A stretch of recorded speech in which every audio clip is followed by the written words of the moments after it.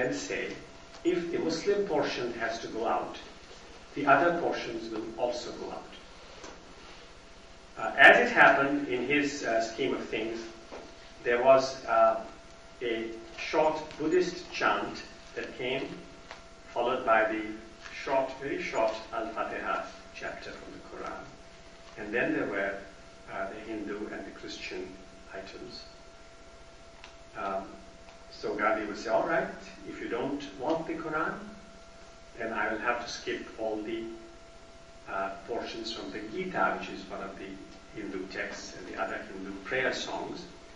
And he would proceed straight to his talk for about 15 or 20 minutes. So this was an interesting example to me as a boy. Of course, my main concern was whether these angry young men would come towards my grandfather, would attack him, beat him, would knock him down. He was by this time 76, 77, close to 78. He was often fasting. He was not a strong man. And I would try and see whether I could play any part in protecting him should there be an attack. That was, you might say, a major reaction inside me. But there was also this other reaction that this grandfather of mine, this old man, is pretty courageous. There were no security guards protecting him. Although the government of India was being run by his followers, and they wanted to keep security men there, but Gandhi said, no, I don't want police in my prayer meetings. And so there was this possibility of his being attacked. And of course, on January 30 of 1948, he was killed while he was walking towards his prayer meeting. And he was killed by a group of Hindu extremists who felt that he was more friendly to the Muslims than was necessary. So that was to me a foundational experience of tolerance, of diversity, of reconciliation, of forgiveness. And so that's how India accepted the idea that all of us, whether we are Hindus or Muslims or Christians or Jews or Sikhs or Buddhists, we have to live together, and India is a land for everybody. And although there was a strong group in India that wanted to make India a Hindu state, just as some other countries have named themselves Islamic states. No, India is going to be an India for all, and there will be religious freedom for everybody, including for atheists and agnostics. And that was agreed during that period around independence, and that has remained to this date. So India is a democracy, India is a pluralist democracy with religious freedom. Okay, now my last portion.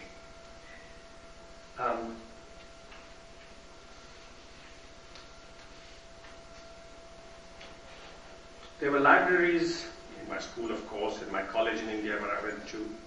My father was the editor of a newspaper, and this newspaper office also had a library, and I had some access to that. There were public libraries in New Delhi that I went to.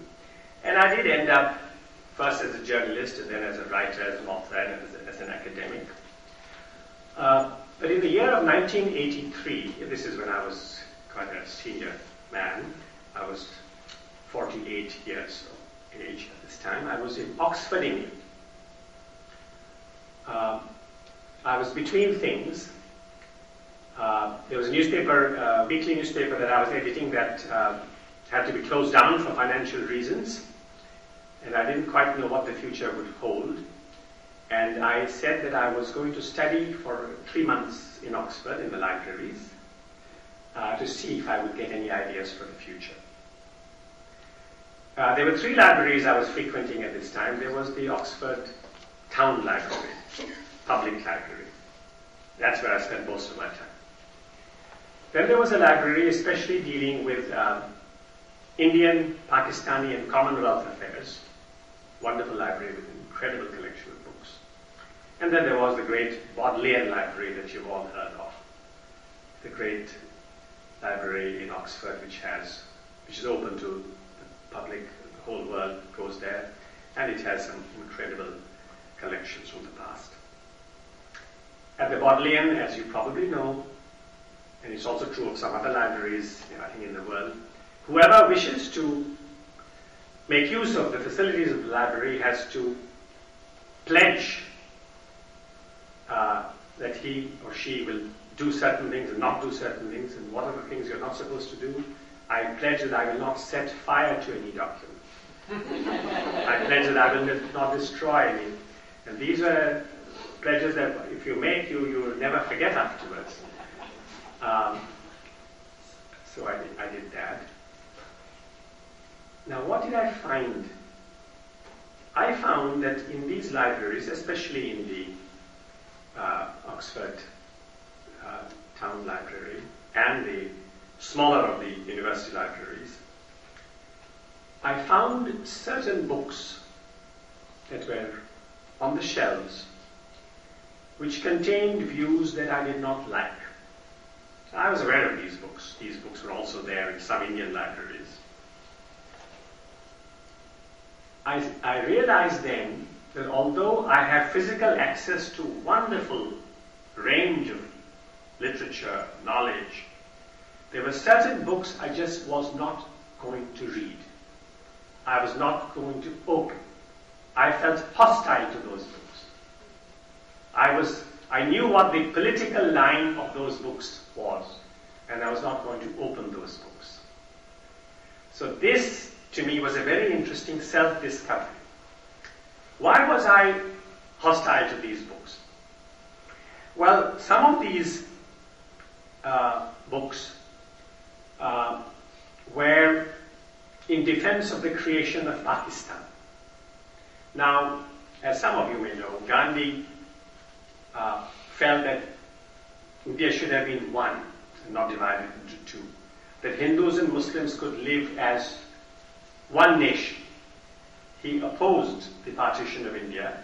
Ultimately, he acquiesced in it, but he had opposed it. So, there was a substantial body of opinion and a very powerful body of literature, academic work, polemical work, political work, defending Pakistan and attacking Gandhi.